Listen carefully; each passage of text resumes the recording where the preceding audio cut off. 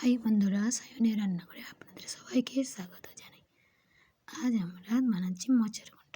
চ্যানেলে যদি আপনি প্রথম হন তাহলে সাবস্ক্রাইব এবং লাইক করে রাখবেন। এইভাবে মোচার ঘন্ট বানালে খেতে খুব টেস্টি। আমি মোচাগুলো আগে থেকে ছাড়িয়ে রেখেছি। এগুলো যেহেতু ছাড়াতে অনেক টাইম থাকে সেই জন্য মোচাগুলো কুচি কুচি করে কেটে রেখে দিলাম। কুচি কুচি করে কেটে ধুয়ে পরিষ্কার করে রেখেছি। পরিষ্কার করে নিয়ে নেব। এগুলো এবারে আমরা একটা কড়াইতে সেদ্ধ করে নেব। জল দিলাম।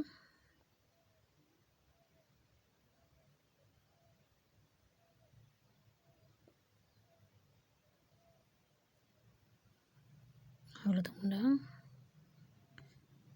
নুন, একটু নেড়ে আর একটু জল দিয়ে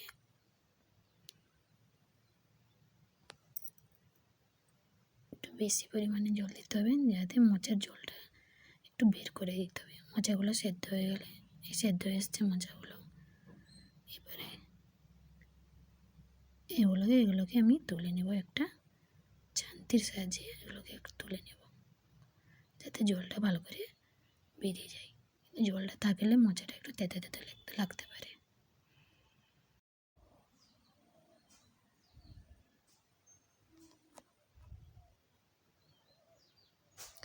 ভালো করে জলগুলো ঝরিয়ে নেব।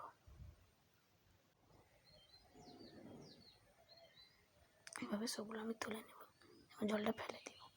আগে থেকে ডুমো ডুমো করে আলু আমি কেটে রেখেছিলাম, এগুলোকে তেল দিয়ে একটু নাড়াচাড়া করে ভেজে নেব, যাতে আলুগুলো একটু লাল লাল হয় আর সেদ্ধ হয়ে যায়, পুড়ে যাতে না যায়। দেখুন এইভাবে লাল লাল করে নিয়ে নেব, কিন্তু এগুলো সব সেদ্ধ হয়ে গেছে।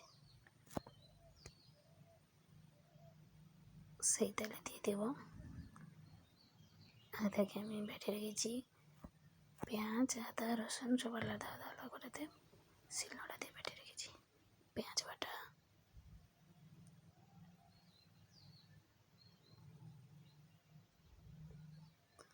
একটু পেঁয়াজটা লাল লাল হয়ে গেলে আদা রসুন একসঙ্গে দিয়ে দেবো।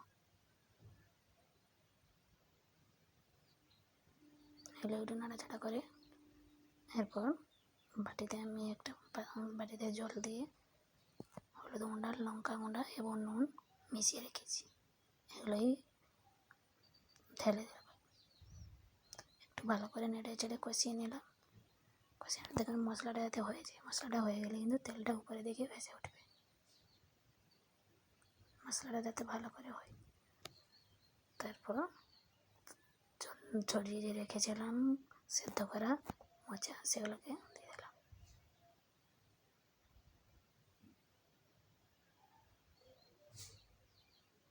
ভাজা আলুগুলোও দিয়ে দিলাম সঙ্গে। দেওয়ার পরে এগুলো ভালো করে একটু নাড়াচাড়া করে নাড়াচাড়া করেছি। আর একটু যদি আপনি পারেন নাড়াচাড়া করবেন, দিয়ে মোচাগুলো তৈরি হয়ে গেলো আমাদের মোচার ঘন্ট। এইভাবে সত্যি বানিয়ে দেখুন, একবার খেলে কিন্তু বারবার মন খেতে খেতে চাইবে।